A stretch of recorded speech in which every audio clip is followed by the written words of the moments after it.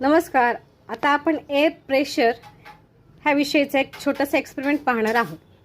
आपण एक स्ट्रॉ घेतलेली आहे.